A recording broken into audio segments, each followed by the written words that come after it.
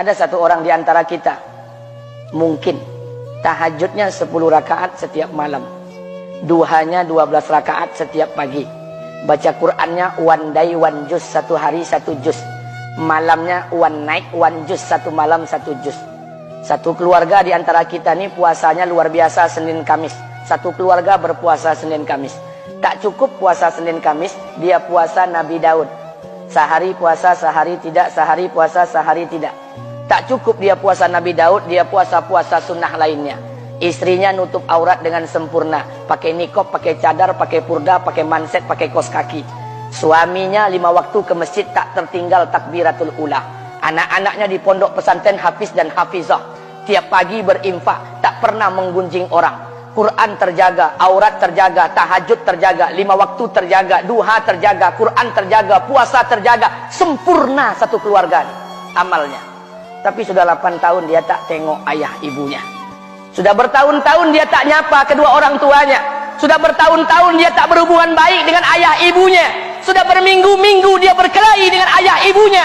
Sudah berhari-hari dia bermusuhan dengan kedua orang tuanya.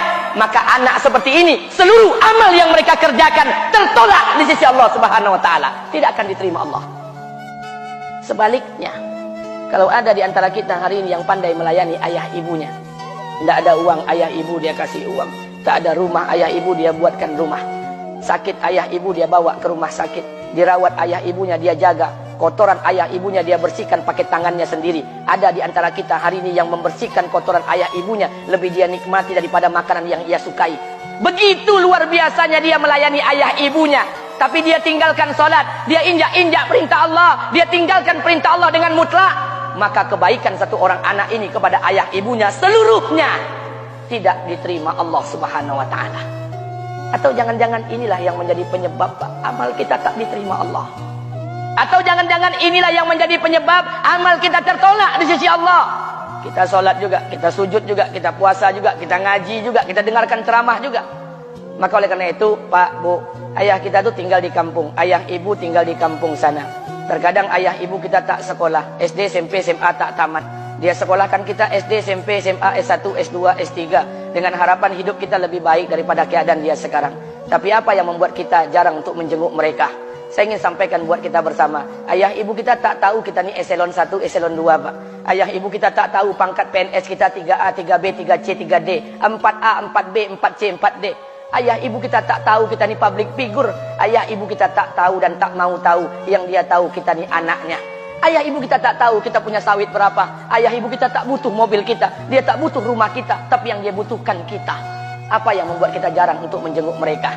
Tahun 2016 di Masjid Damai Langgeng, saya diundang ceramah di sana. Habis pulang ceramah, saya baca WA SMS. Ada seorang ustadz Pekanbaru kirimkan WA dengan saya. Saya baca 2 kali, air mata saya menetes. Kenapa? Karena WA itu berisi cerita satu orang ibu sedang menelpon anaknya. Ibunya nelpon anaknya. Assalamualaikum nak. Waalaikumsalam, kata anaknya. Kata ibunya, nak, sudah 1 bulan kau tak tengok ibu. Apa yang membuat engkau berhalangan, nak? Apakah kau sibuk dengan pekerjaanmu? Minggu yang kedua ibunya telpon lagi. Assalamualaikum nak. Kata anaknya, waalaikumsalam. Kata ibunya, nak, ibu dapat kabar apa engkau baru beli mobil baru. Apa betul nak? Kata anaknya, betul bu. Kata ibunya, alhamdulillah nak, ibu bangga. Kau pandai menyenangkan hati anak istrimu. Minggu yang ketiga ibunya telpon lagi. Assalamualaikum nak. Kata anaknya, waalaikumsalam.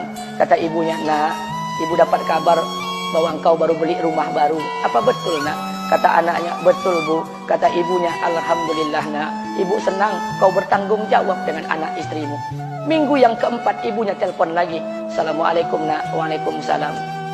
Kata ibunya, nak, tadi ibu pergi ke pasar, ibu jumpa temanmu di pasar.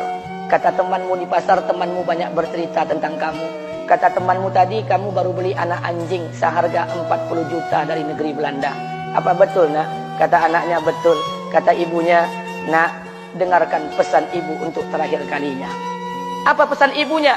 Wahai anakku, engkau pelihara 1 ekor anjing. Kau siapkan harga anjing 40 juta. Kau siapkan rumah untuk anjingmu depan rumahmu. Kau jaga anjingmu pagi, siang, dan sore. Kau mandikan anjingmu pagi, siang, dan sore. Kau kasih makan anjingmu pagi, siang, dan sore. Demi Allah nak, dengarkan pesan ibu untuk terakhir kalinya.